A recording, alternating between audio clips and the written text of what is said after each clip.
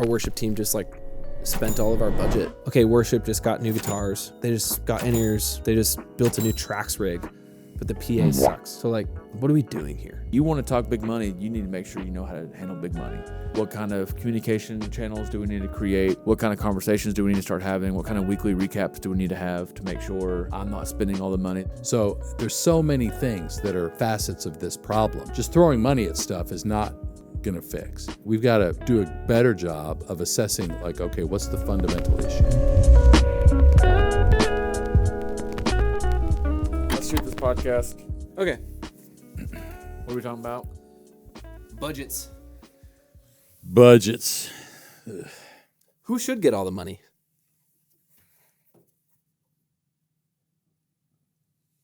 Oh, you're so blind. Who should get all the money? Worship or tech ministry? Who gets most of the budget? Church planters and missionaries. Episode over. I think a lot of churches are sharing budgets across worship and tech ministry. That's what I'm hearing. One kind of pooled budget. I never personally have seen it that way, but I'm having a lot of conversations with people. So who you're are a production experiencing person, I'm a worship person. Our executive pastor comes to us and says, you have $20,000 for the year and you both have to share it? Is that what you're saying? that. Yeah, here's the worship and production budget. But you think that's mostly a function of church size and staff size? It's really hard to. Yeah, I mean, I was just talking to a church that has multiple campuses, and I'm not going to name any names, but they were like, we don't know what to do. Our worship team just like spent all of our budget, and we had all these plans. Now those plans won't happen because worship team doesn't have their spending under control. And the problem is they probably had justification via spreadsheets and plans and itemized whatever gear lists and things that they could actually prove. And then worship went ahead and willy-nilly just sort of bought something they thought was cool and now spent all the money. Yeah, basically, which is a gross stereotype because it's really easy to say most production people are ones and zeros. They got spreadsheets, they've got systems, and blah, blah, blah. And worship people are like, do you see that new pedal board? You know, like, oh, we should get that. That's not all cases, but, and then there's a lot of worship pastors too that are genuinely asking the question, okay, I have this budget for my worship and tech team. Where should I be spending my money? Yeah. Like how much of it should go towards people? How much should it go towards equipment? We need equipment to pull off Sundays to some degree, depending on what you're doing in your church. So like money is going to be spent on gear. We're not villainizing that. So how do we go about making these decisions? And every church is going to be a little bit unique in this way.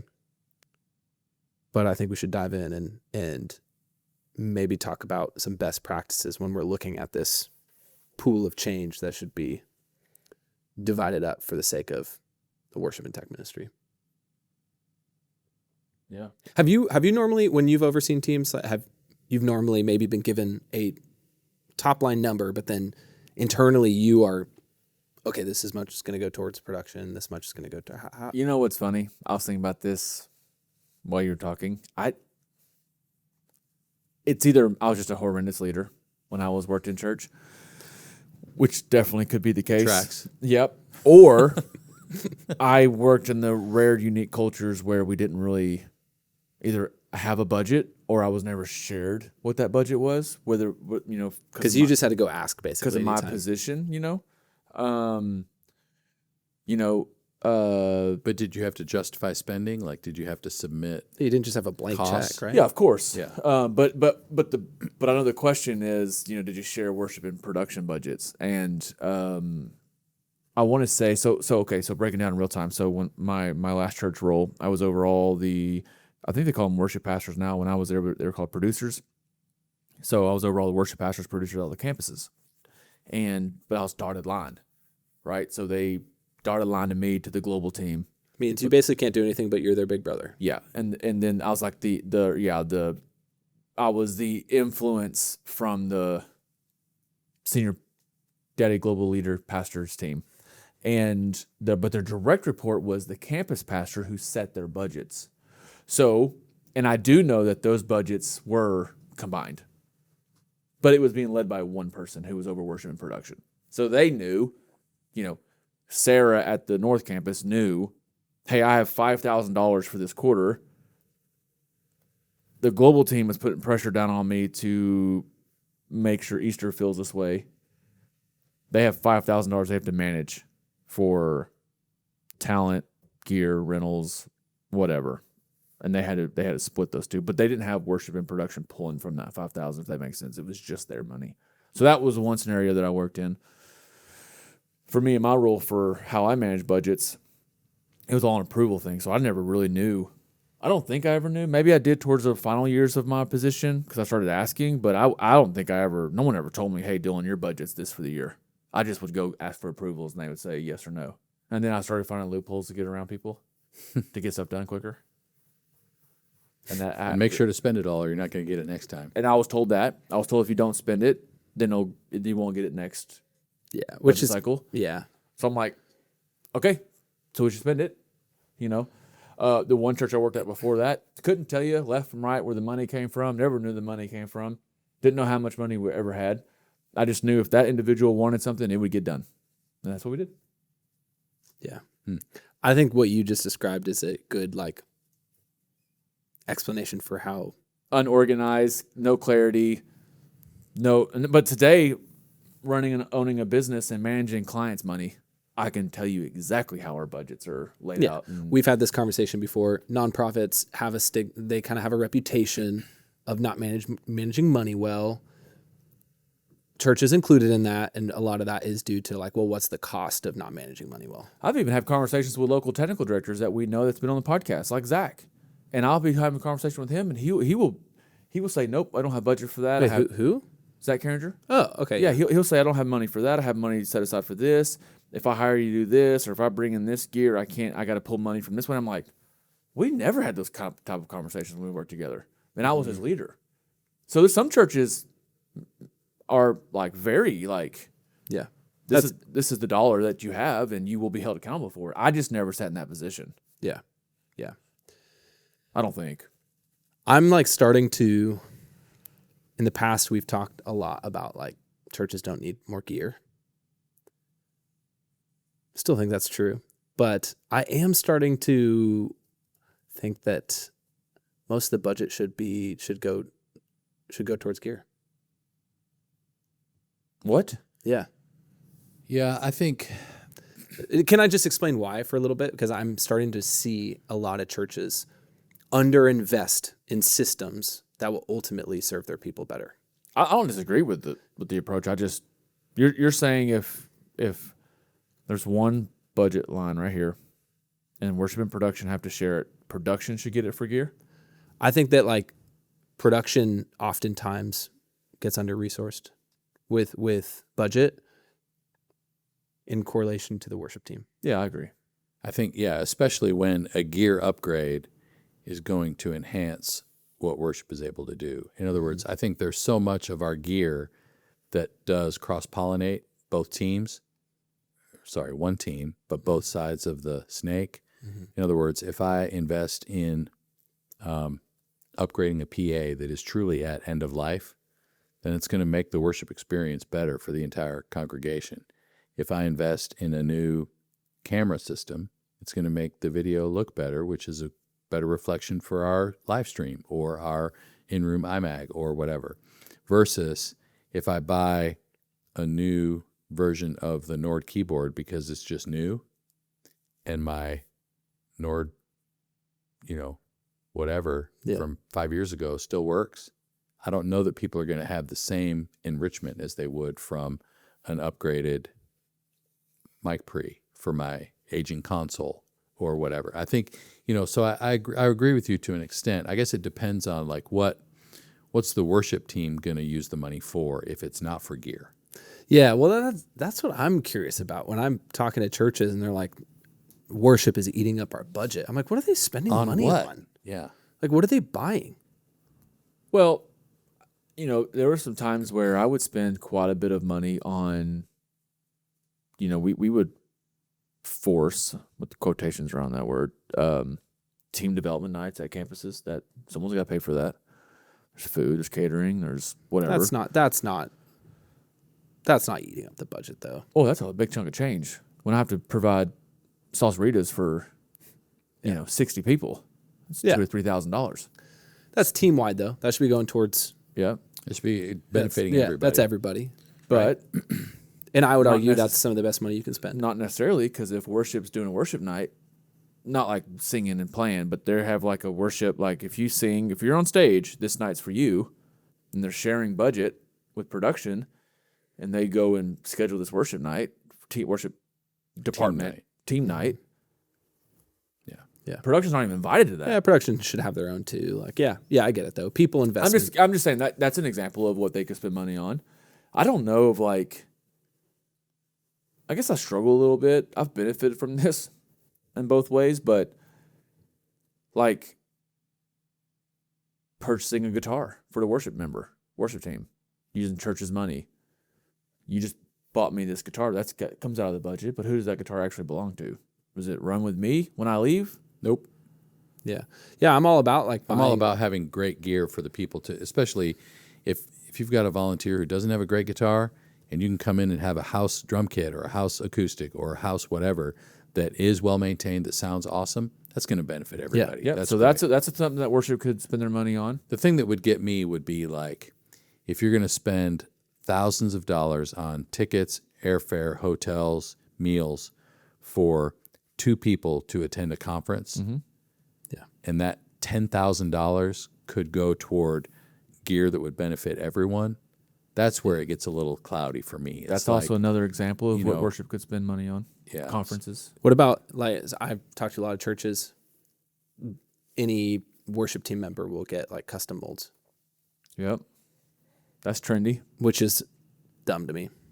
Yeah, and even 64 ears or ultimate ears or whatever, you're go buy $2,000 minimum. Yeah, go buy 12 pairs of universal fits that sound great. Buy foamies for your team. I don't understand why we'd be buying people molds. Yep. I mean, I understand it, but I'm like, wait, that should not be taking priority over some of these other important things.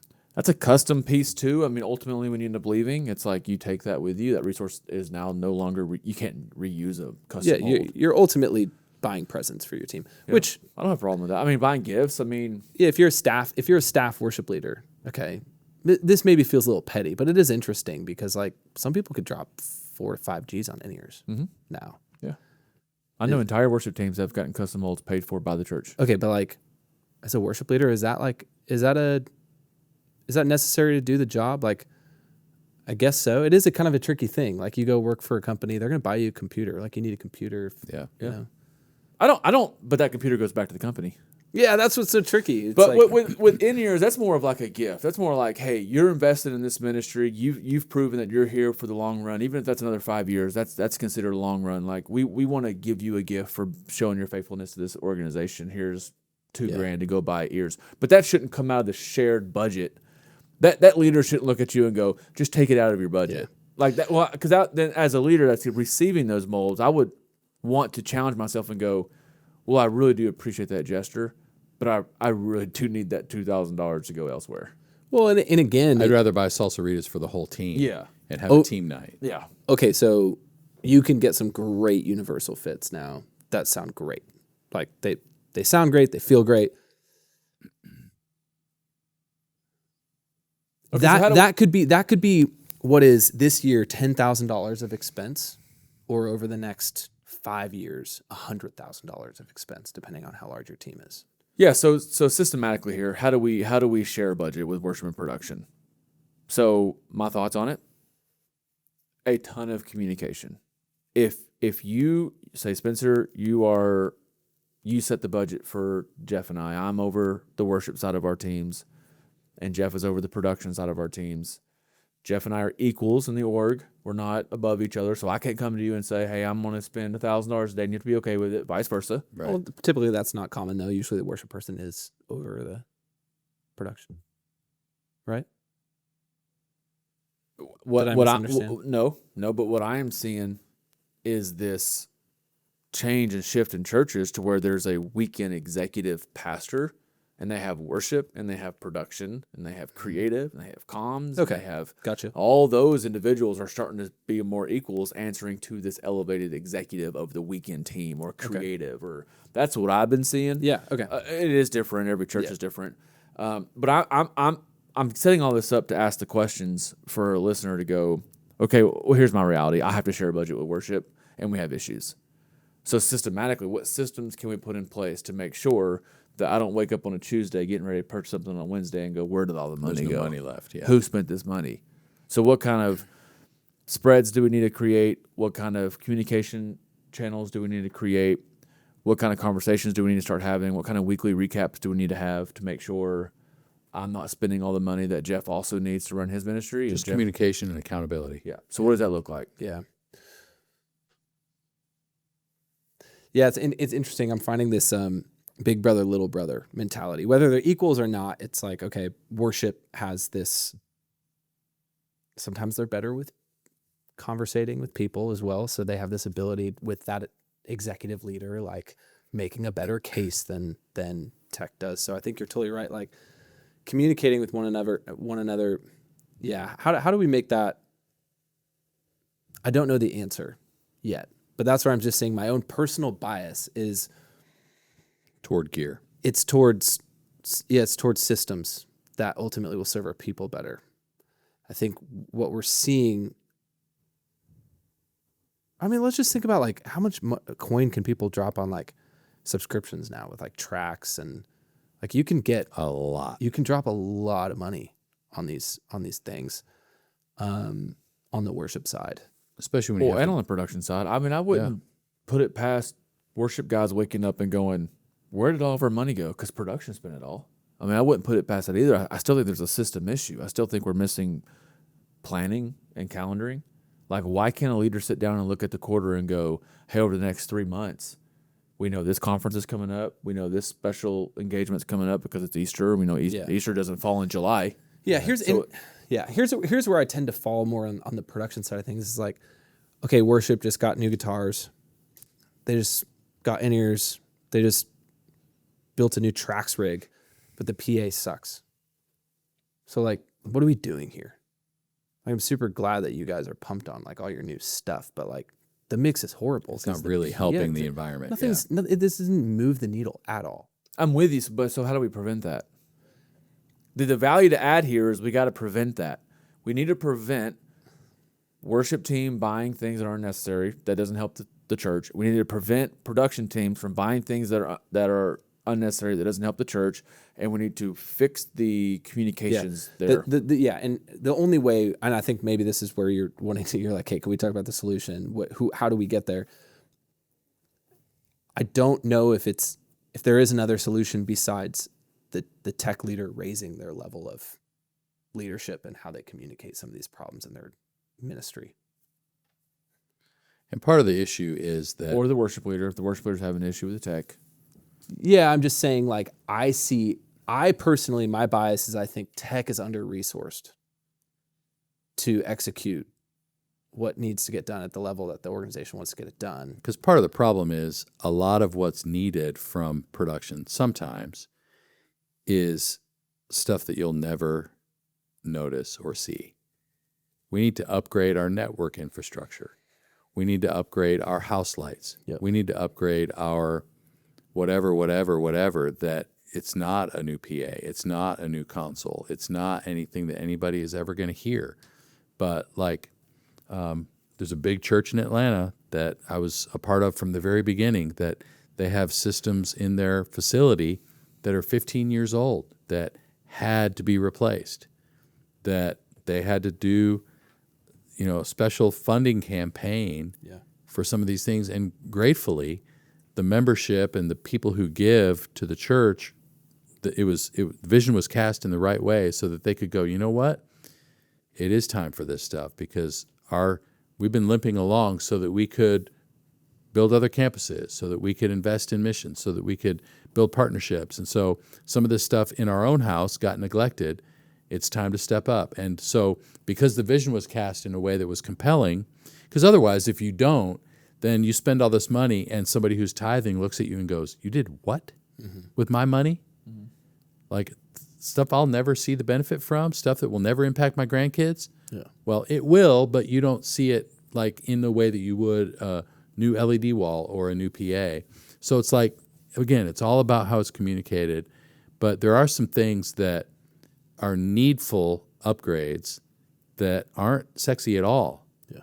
That require some hard conversations. So I think for that production person, for that production leader to have the ability to communicate those needs in a way that can make it compelling in spite of the fact that it's not compelling is very difficult. But it's important because you want that infrastructure to be in place so that you can build on it. Because otherwise you're just putting duct tape on a broken system that no matter how much lipstick you put on it, it's still an ugly pig at the end of the day. Hey, I want to take a quick break and tell you about MXU. MXU is the one platform that you need to run your worship and tech ministry. We do it through helping you train your volunteers with thousands of training videos and automated pathways. We help you plan your weekend services with team messaging, task management, and automated scheduling. And then lastly, we help you actually run and execute Sunday with dashboards that connect all the tools that you currently use into one place. If you want to learn more about it, you can head to getmxu.com. Now back to the show.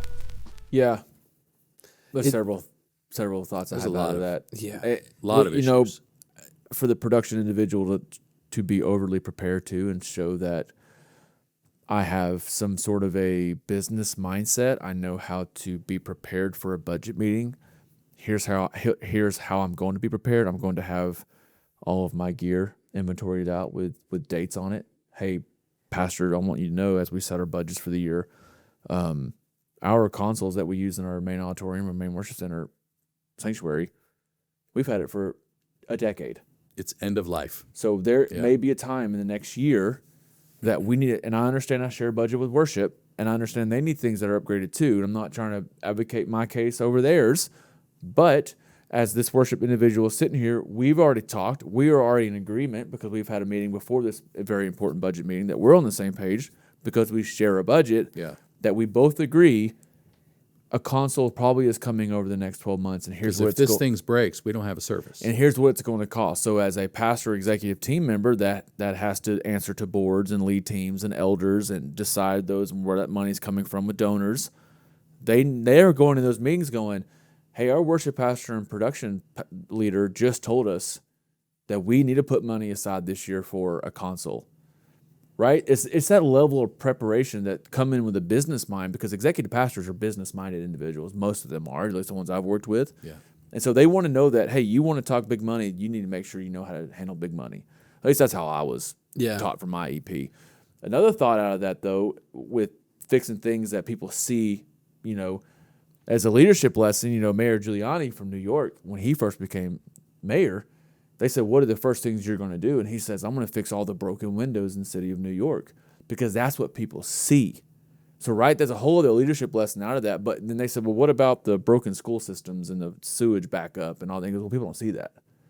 Fix the things that people notice and see, and you will be portrayed as a good leader. You garner trust, yeah. But you do. But often, if you neglect the foundation of why the windows are broken, and you don't fix the school system, and then that's when you're exposed as a bad leader. So there's all kinds of things to break down in that. But yeah, to me, I mean, if I'm stepping foot in an environment and they're asking, okay, how much money do we need this next year? I'd be like, well, I need to go have 10 different conversations with leaders and trusted advisors within the congregation to better understand what are our pain points.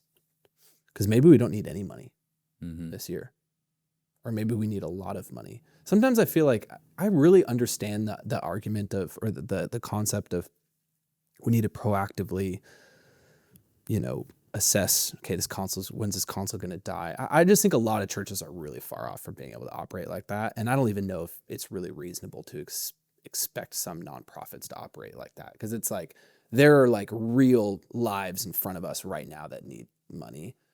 Oh, but our console's going to die 10 years from now. So it's like, I just don't know if that's ultimately realistic. I'm not saying it's a bad approach, but I do think like we're not really good at assessing the pain on the weekend. Like what is the problem? Are drums too loud? Okay, well, you probably need an enclosure.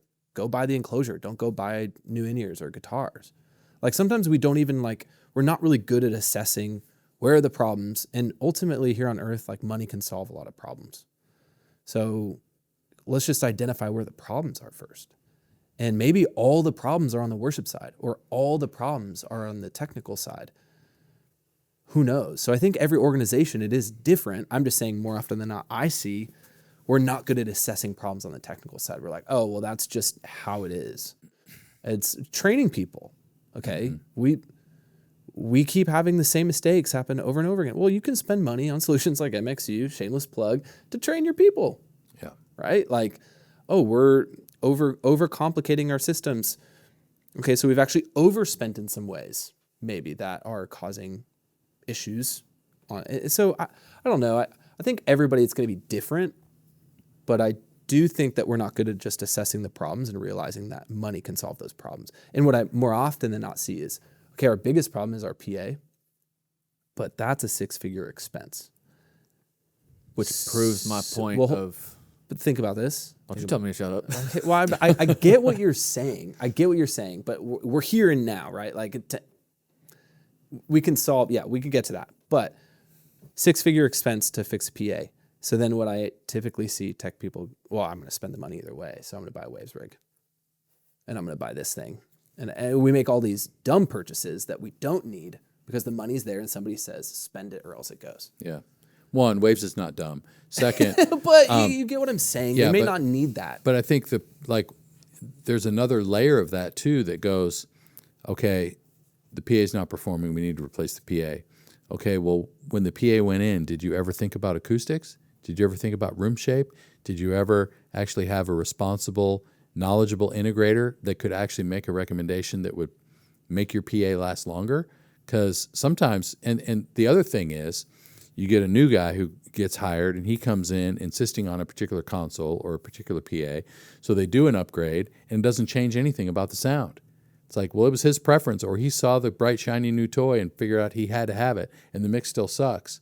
It's like, okay, well, that's either he's a incompetent engineer or there's a fundamental problem in your room that's not going to be fixed by a console. So there's so many things that are facets of this problem that just throwing money at stuff is not going to fix.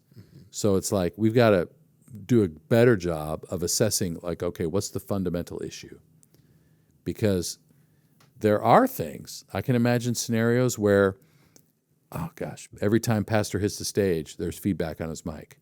Okay, maybe we do need to invest in Waves. Maybe we do need de-feedback. Maybe we do need something to assess and fix that particular problem. But again, not knowing what the problem is in the first place or what's causing the problem, I think causes a lot of problems. Yeah. Well, there's a lot of optimization happening while we're avoiding glaring problems. On the big budget line items, not to go back to, now I'm arguing with you. On the big budget line items, as a business owner or as an executive pastor who's over the budget to his elders and lead team, if a production person or worship staff member comes to me and says, we need a new PA, we've already got it priced out, don't worry about it, and it's $130,000, and we should probably get it pretty soon, I'm going to go, you just figured this out, you just need a new PA. You couldn't have come to me 12 months ago and given me a heads up like, hey, over the next 12 months, we're probably going to have to invest, so I could have been intentionally putting money aside to now I have to go to our lead team and say, because you're the expert, I'm not the expert. I don't know if we need a new PA or not. You're telling me we need a new PA. I trust you. Now I have to go come up with 6 figures. Yeah. Like, that's what I'm trying to prevent. So, and here's where and you better be able to justify what's wrong with the current PA. And you better be able to justify. But even if you come up with what's wrong with the current PA, the executive pastor's going, I think the PA is great. Yeah. Vulnerabilities. That's what I'm saying. Yeah. You got to address the vulnerabilities. So, like, in technical ministry, there are like 5, maybe not even more than 5, like 5 like really expensive vulnerabilities, right? We're thinking PA, thinking console, maybe screens, like stuff like that, right? Like, what's your short list of like high ticket vulnerabilities? And I totally agree with you. Where you can say, hey, just so you know, we're outside of warranty on this item, or we're still using a, LS9 in this one room, and like, it could go any day. Yeah. So just know, like, And to replace that, we're probably looking at $10,000 for a new console. Okay, so we have $10,000 of vulnerability here. We've got, PA that's 15 years old, and we're replacing woofers every quarter. Like it is holding on by a thread, vulnerability here, right? So I agree with you there. Churches aren't going to. I haven't talked to many churches that have the funds to just like have a savings account for those things, right? Like they're not like, oh, well, it's a good thing that we've been saving for 6 years and we have $120,000 sitting in an account for a PA. Like I just don't. Especially when things like benevolence and real needs in the community and all those things are continually happening. It's like the purpose of this place is not to provide a stage for a show. The purpose of this place is to serve the community. So those things, if those things come up, they're gonna throw money at the tornado relief or the single mothers fund or whatever it is. It's like, so they're not gonna have gobs of money in the bank just waiting to be spent. But I think to your point, there is some forward looking that needs to happen so that there's at least a red. I think that's why there's at least a flag that goes. I think that's hey why guys, our churches have billions and billions and billions of dollars of debt in America. Yeah, because they don't know how to plan out. I just have such a hard time. I don't disagree with your approach. I have such a hard time just looking at that going, why are we so immature? I get it, benevolence, all that, and we should have funds for that. But when I show up to a church and they're craning a brand new AC unit that's going on top of the building, I'm like, they have to have their air conditioner. Yeah, it really does. It really does depend on size. Though. So where did the money come from?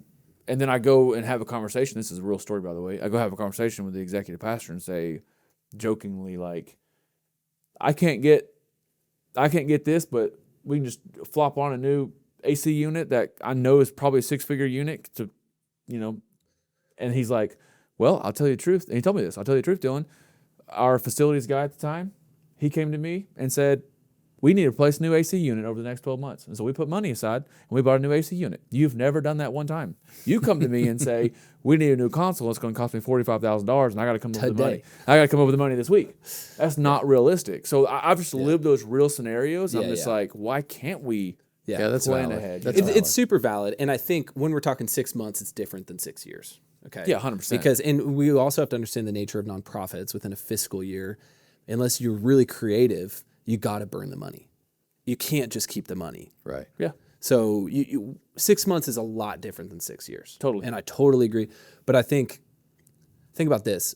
We can go trace it back to like the American household. Some Americans have enough wealth that they're like, I don't need really great health coverage. Like I'm in good health. If I got a bill, I'll pay it. Mm-hmm. And I'll just have like coverage to cover if I like get cancer. But like I can handle a high deductible. Whereas some others are like, well, that will capsize me if I have a medical bill come in. Yeah. And I think it's very similar with the church. Some churches are large enough where they're like, new AC unit, okay. Well, it's gonna sting, but it's not gonna kill us. Sting this month, but we have the money.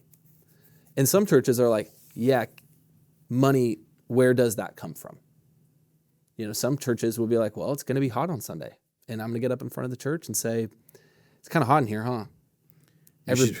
Wait till you know what hell feels like. Yeah, pretty. Some churches do that. They'll be like, it's churches in Africa, right? Yep. So that culture would say, when the need is there, everybody will know it. They'll all feel it. And you asked earlier, what are some non-negotiable? What are some pain points? I mean, say a auditorium of a worship center, sanctuary of 300 plus chairs, our audio console goes out. Pastor ain't going to stand up there on the stage and go, over the next 6 weeks, we're not going to have an audio console. They're going to find that money. Yeah. That money, because you have to have an audio console to make sure your PA works, your microphones work. So I was going to answer your question earlier, like what are your, like you said, what are your pain points, I think, or what are the things that are like non-negotiables? I think anything that is a switcher or a console, even, my opinion, even over a PA, if that console goes,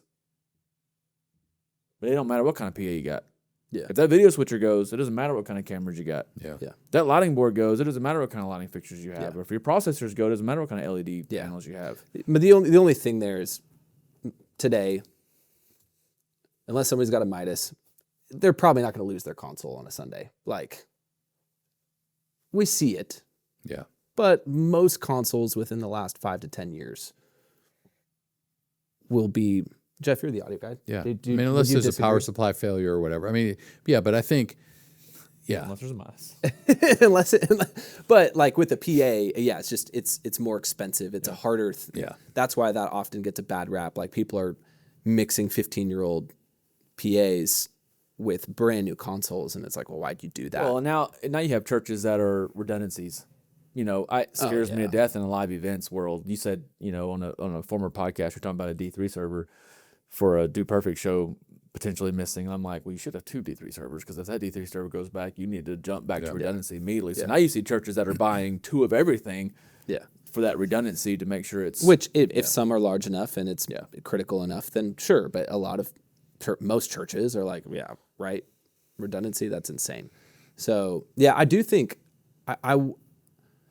It all really does depend on church size. But I think having that list of capital expenditure that will not be coming out of your budget, I think that's something that people need to take into account. Like, there are things that just you will not have budget for. They're capital expenses. And for a lot of folks, console's part of that.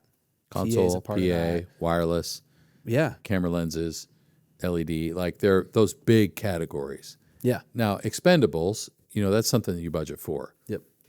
Batteries and tape and all that stuff. Food, if you're going to feed your team on a weekend, that's something you budget for. Like they're which you should. You should. Every weekend, feed your teams. But there's different categories, and I think you're right. There's just long-term capital things that are just part of in the same way that you would have categories for your building maintenance. Mm-hmm. Your gear maintenance has a similar schedule, that kind of thing. So I would I want to be solution oriented here. I would propose.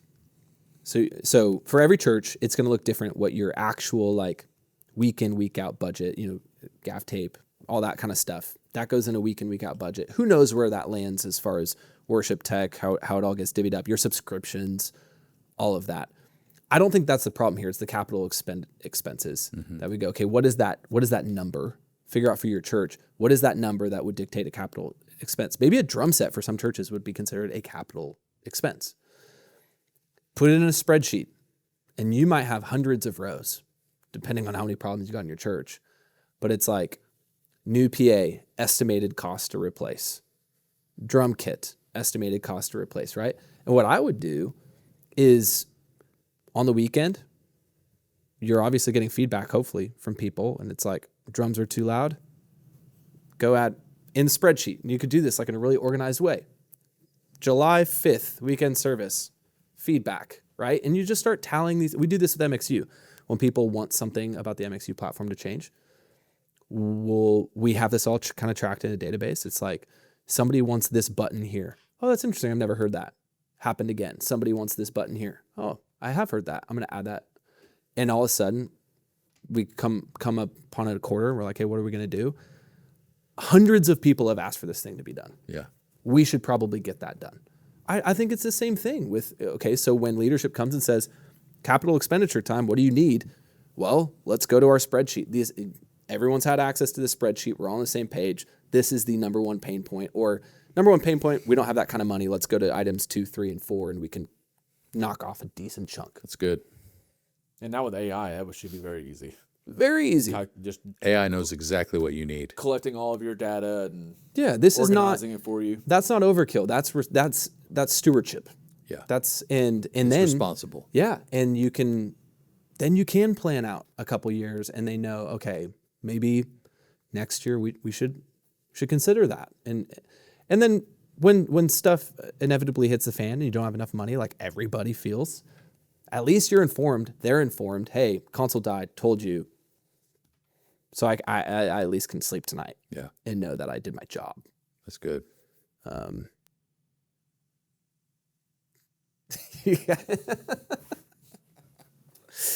But really, spend money on your people. Just do that. Week in and week out. I think we all can agree on that. It helps. Feed your teams on the weekends. Good gracious. GetMXU.com. Yeah, getmxu.com. If you care about your people, your systems, we do it all. We help you. We help you there. If you do want to learn more about GetMXU, you can head to getmxu.com. We'll put the link in the description below. This has been good. Anything else you guys want to add? Love you guys. Love you too, man. This is great. What a good time we've had here. Blue. Jeff's got a lot of blue. I've got the blue. You got blue too. I know. Well, like the Oh yeah, it's the glasses. coordinating the watch, the glasses, and the shirt. Yeah. I knew I was going to be on TV today. Yeah. This is good. Thanks for joining us on the podcast. We'll see you next time.